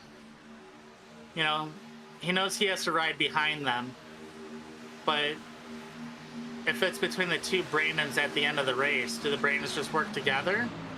Or can Hensley go for a 2-for-1 special if one of the Brandons gets too greedy? I think that is going to be the question, is who can Hensley work with? Because San Filippo and Honeycutt are going to work together. And we've seen it all race. So we'll see if maybe he can find a dancing partner in these last 20 laps or so.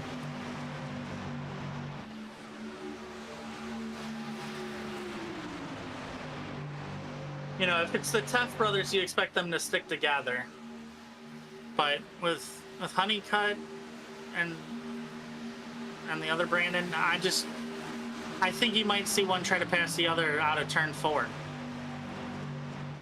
I just don't think that they'll actually wreck each other unless they hit outside help. Yeah, I think they'll try and finish 1-2. But we'll see what happens here. Got Alex Teft and Terry Fennell back there. And they got quite a gap back to the second group. So we'll see if it's going to be these 5 cars battling for the 3 podium spots as Honeycutt gets loose, slides up the racetrack, but is able to gather it back in. Apparently, you have 3 Chevys at the front of the pack here. Your highest Toyota is sitting in 4th with Alex Teft. And then your highest Ford is his brother Andrew Teft in the 7th position.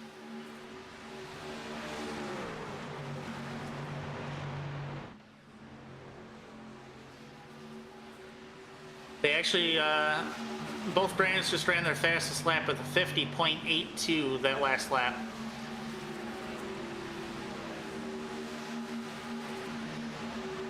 Not sure what just happened there with Billy Hensley. Looks like he's trying to figure out if he can find somebody to come help him, because he is up running the 3rd lane now.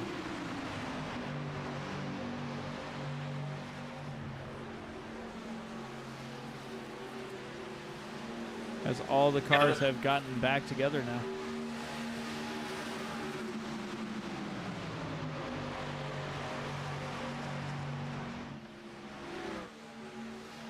With 20 laps to go, I don't think he's worried about fuel. No, that's why I was I didn't understand.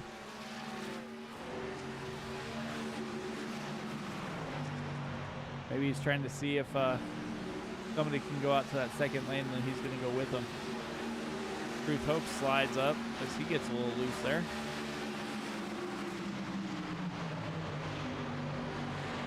That Wrangler machine definitely looks like it's been put to work tonight.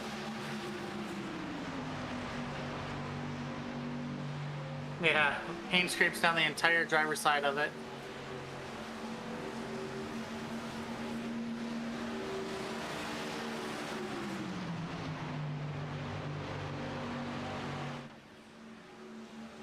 Alex Teft moves up into the second lane here.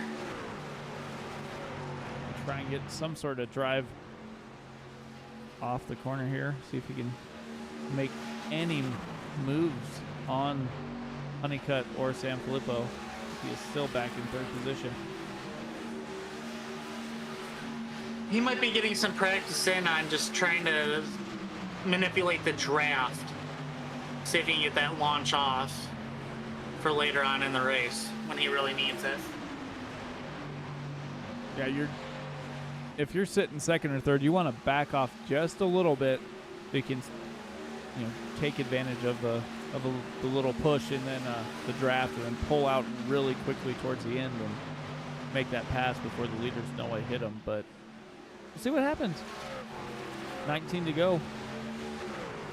With the entire field being caught up, that's a game changer, because now, you're not worried about just one truck. You're worried about all the trucks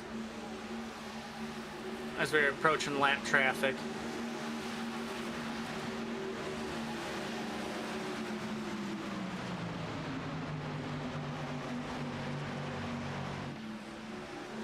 So that first truck there on that high side was the 81 machine of Justin Beers, who's now 1 lap down. Yeah, they just went by Brian LaPratt, who's about 6 laps down now. At least he's back on track and trying to salvage what points that he can get for tonight, as this is a decent length season, as we're in the opening night of it.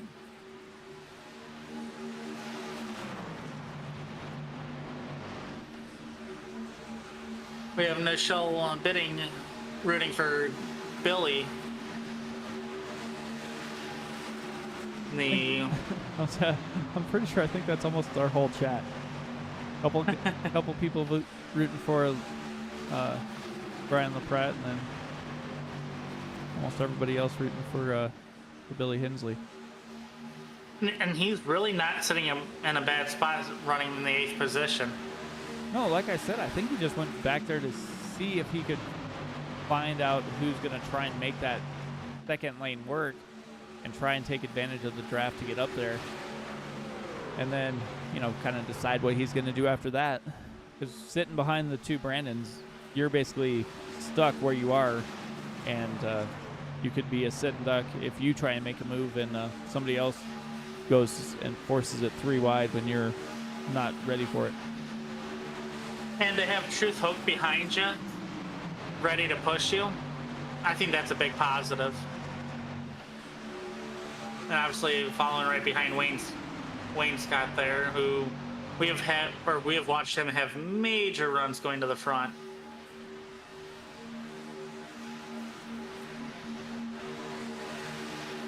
Yeah, it's all going to be a matter of when they decide to turn it up. And you don't want to wait too long, because sometimes it takes a couple laps to get that built up, especially coming from 5 or 6 cars back. But they still have 16 laps to go. Still got a little bit of time. Don't want to show your cards too early. It's the calm before the storm.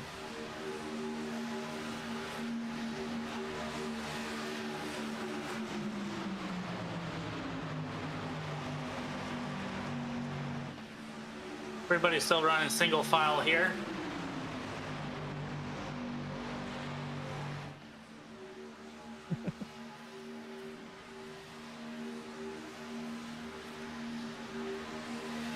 User 304 says he's never watched before, but he's pulling for Hensley for some reason.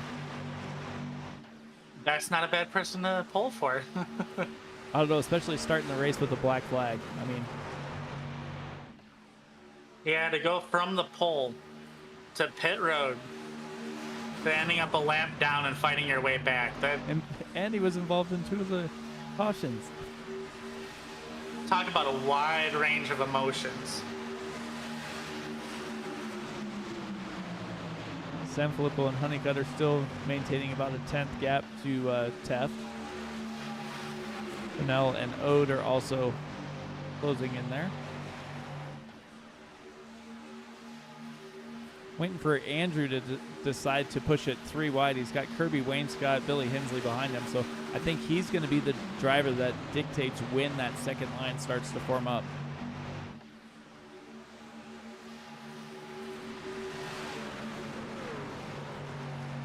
So to be at this stage of the race and to still have 13 out of 14 trucks still running, that's big. These guys have been patient for the most part. I'm curious to see on how many trucks are going to finish this race. As looks like Truth Hoke is hitting pit road.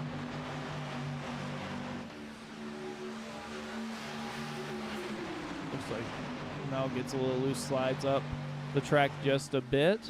Richard Ode backed out just a little bit to allow him to slide back into line. Alex Teff keeps sticking his nose out there trying to wait and see what's happening as Richard Ode forces it 2 wide for the moment.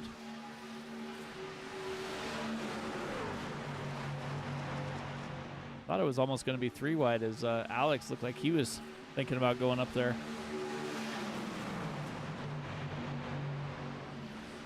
I believe Truth Hoke had pitted for fuel, so we may be a little short on fuel.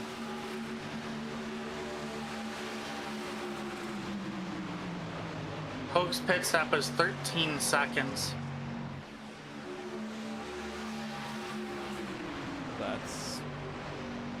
I'll say that's odd, because I guess the furthest we went, though, was 24 before a pit stop, so.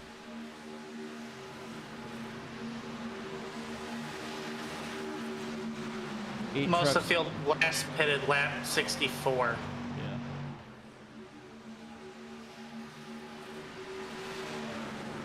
8 trucks on the lead lap here. I don't think I see any lap trucks in the way at the moment. As we have smoke. Justin Mears to pit road. Looks like he spun around and came down pit lane. At least we stay green and we're still racing to the end here. That's where you're looking at roughly 10 to go. Yeah, that would have been a heartbreak if you're trying to do something and all of a sudden a lap car that's not involved with anything goes around. Otis trying to make something work here. Ruth Hoke stuck on the high side. It's going to be 3 wide for a moment. They're clear. Now Ode's ready to go. He's trying to encourage people to get to that high side and actually just make a race of it.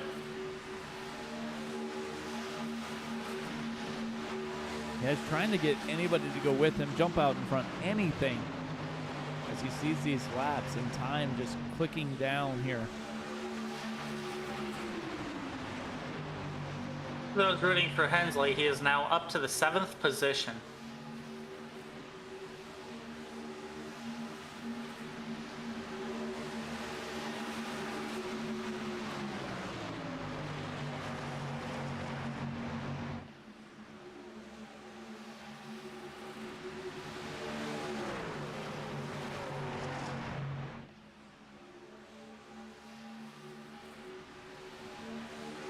So the fastest lap of the, the fastest lap of the race was a 50.02, set by Truth Hoke, and then your next quickest would have been in the 10 truck of Kirby Wainscott with a 50.04.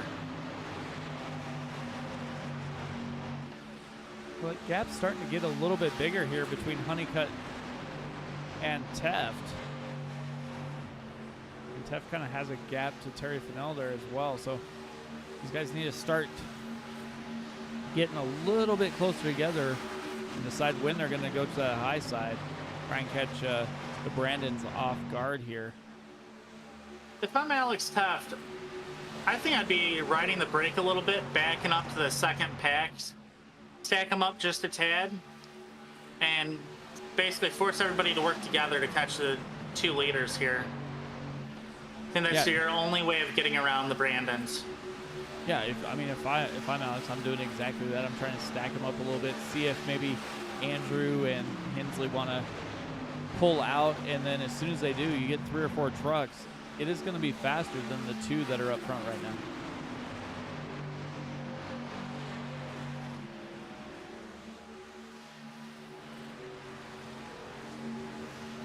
Everybody still rides single file because we're just letting these laps tick down.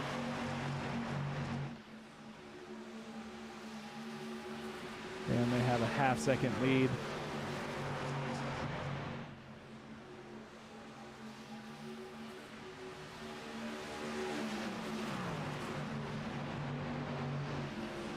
Andrew Teft pulled up to the high side, see if anybody's going to go with him. And no, he gets shuffled straight to the back.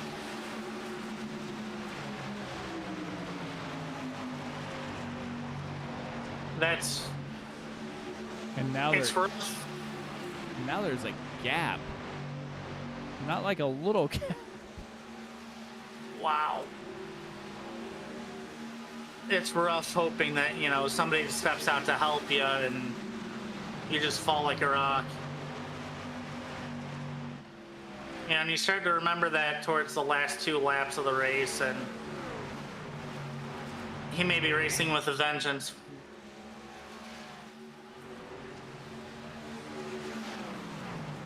Yeah, tried to get something happening. Tried to at least get some sort of challenge here, but right now it looks like the race is going to be between these 5 trucks here: Sam Filippo, Honeycutt, Teft, Fennell, and Wainscott.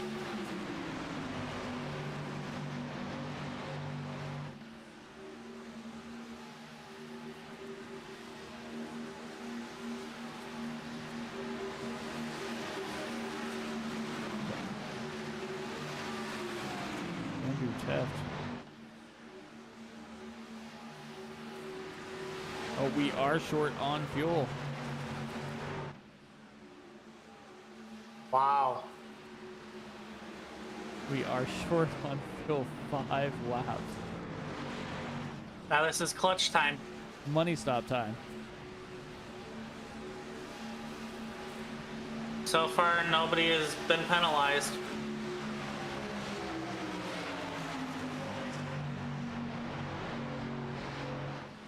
Andrew Teft in the group of lap traffic here.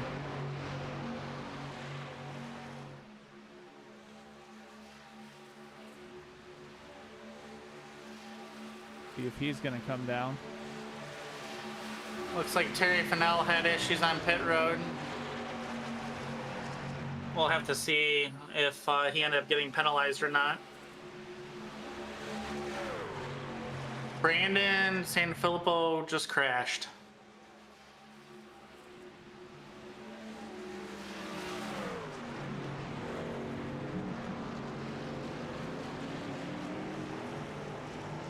Well, that's going to shake up the race.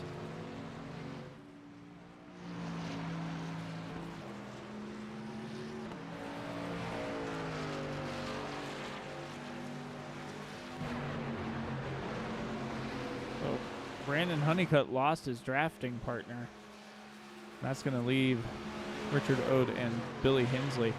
Let's take a look real quick, see what happened to Sanfilippo real quick here. Oh. Hard on the throttle coming with those fresh tires, it looks like. Or used, or old tires maybe even. There's that little bit of a transition right there, and between kicking it sideways over that yellow line, he did pick up a black flag. So he's basically out of it unless we catch a caution. Well, that just reset the whole race pretty much. Race leader, though, is going to get passed momentarily, I do believe. Andrew Teft is the race leader. He's in the middle of the track. Billy Hensley, Richard Ode there as well as they go right on by. Andrew Teft's going to have to catch Brandon Honeycutt and try and work together here.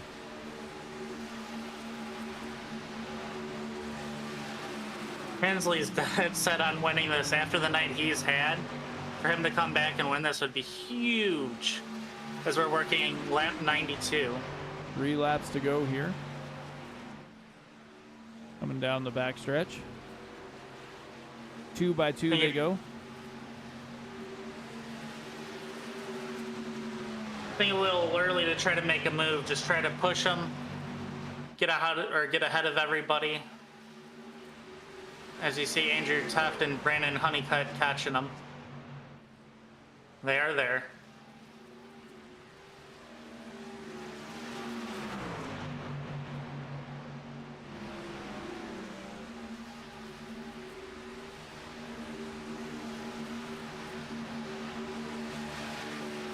Andrew Teft to the point.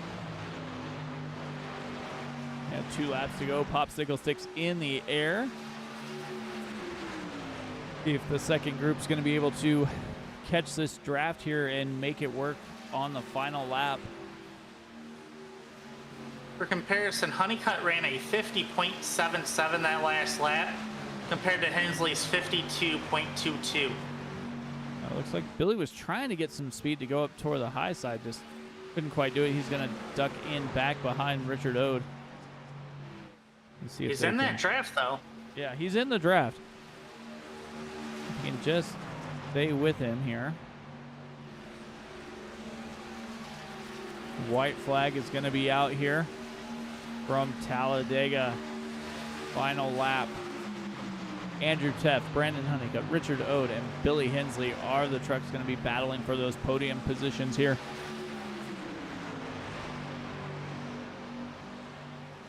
We're going to watch Ode possibly slide to the second groove here as we're side by side working down the backstretch. Still side by side. 4 trucks can win it here.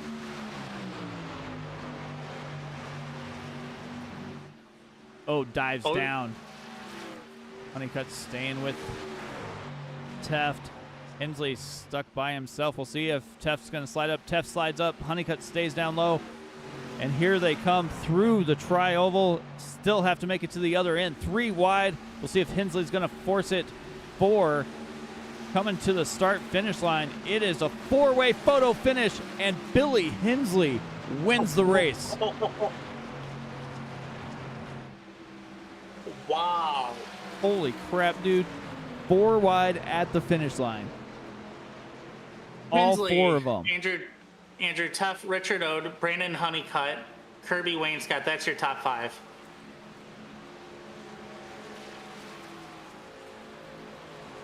What did we just watch there?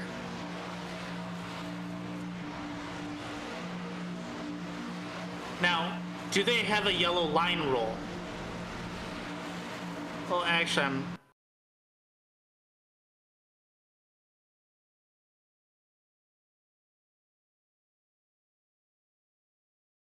All right, let's see if we can.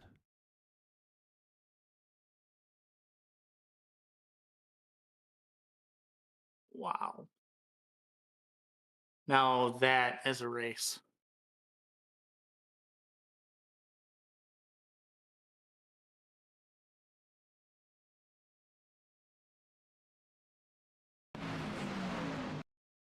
See if I can get it to. That is just crazy. The amount of people rooting for Hensley in the chat is he made them very happy tonight.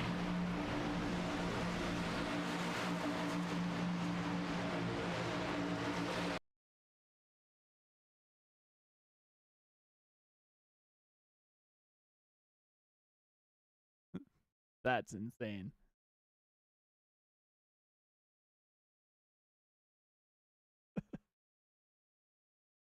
Wow. From everybody at Sim Racing Media, we all wish Papa a happy birthday as well. All right, let's see if we can talk to anybody.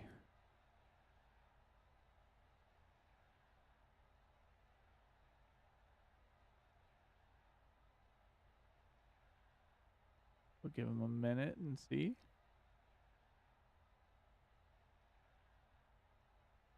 I know we'll at least have Andrew Taft, our second place finisher.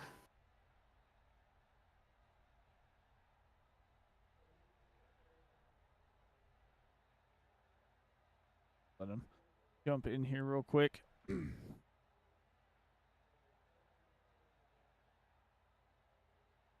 while we're doing that, let's.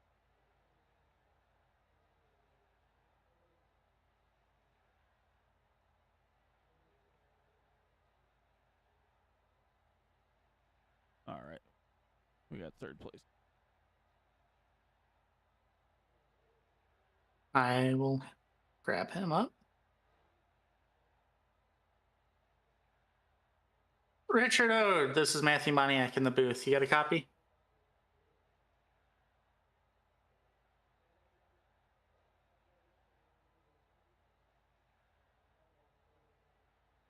Hey, Richard, this is Matt up in the booth. You got a copy? I got you. Man, talk about a wild finish. What was going through your head on that last lap?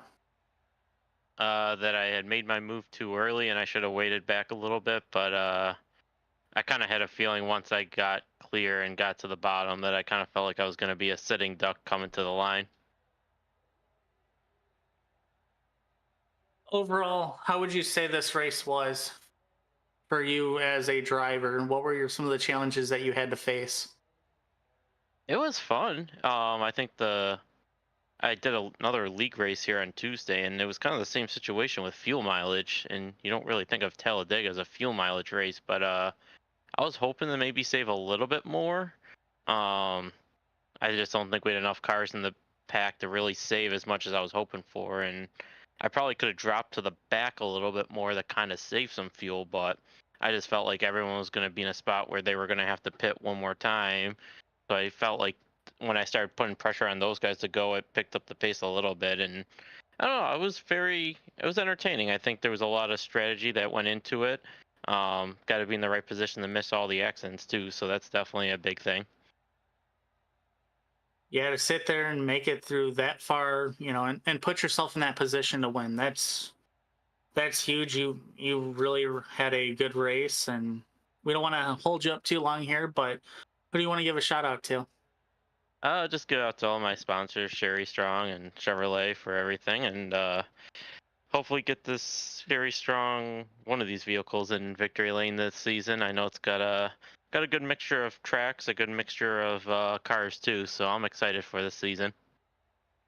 Now, my last question before you head on out here is we've seen how well you ran here tonight. Do you plan on being in the big race tomorrow? Yeah, I'm gonna give it a go tomorrow too. We'll have the Sherry Strong next gen Toyota ready to go, and see what we can do with 500 miles tomorrow. Very nice. Well, we wish you luck, and we'll see what you can do tomorrow night. All right, thanks, guys.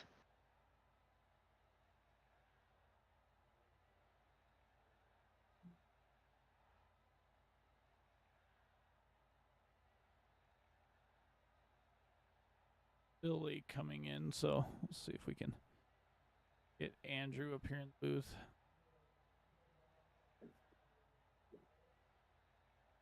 Hey, Andrew, Mike up in the booth, man. How's it going? Hey, pretty good. How are you?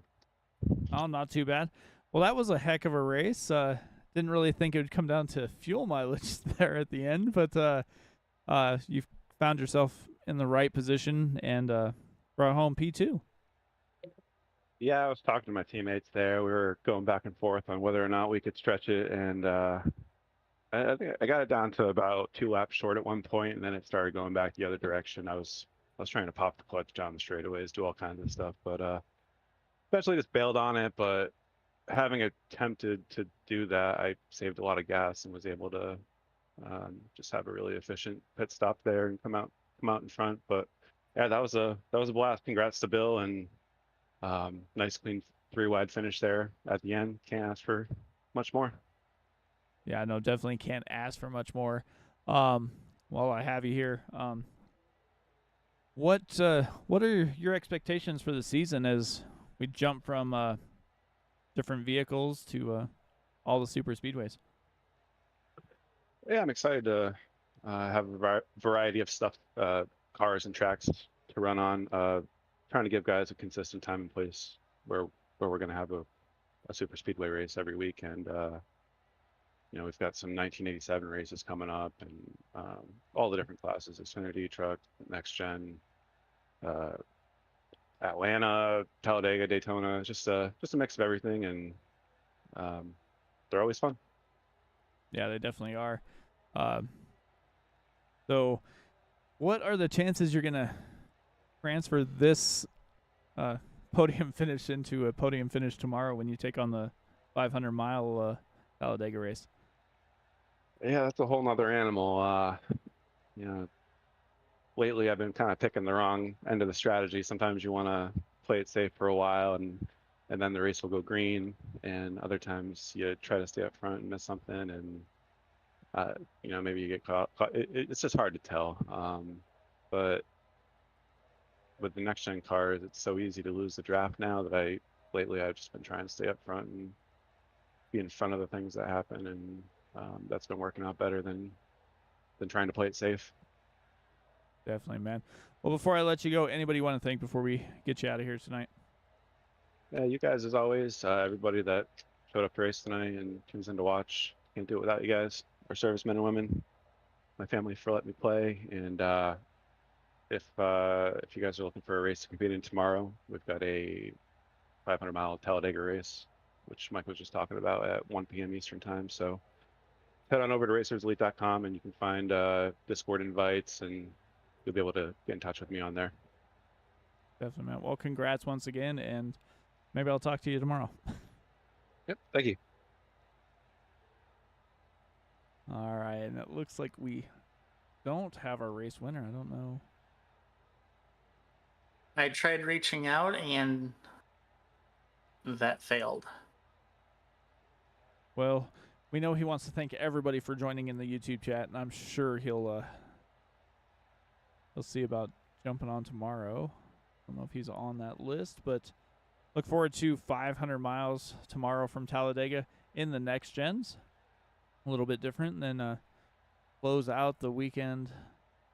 Well, no, that's going to close out the weekend. We don't even have Sunday night NASCAR because they're on their 2-week Olympic break. So with that being said, any closing thoughts before we wrap this thing up here tonight? This race definitely didn't disappoint. You had your excitement at the very beginning. You had it throughout the race, and for it all to come down to an ending like this, it just seemed fitting. Yeah, it definitely did. Go through the final results here before we wrap it up. Billy Hensley, Andrew Teft, Richard Ode.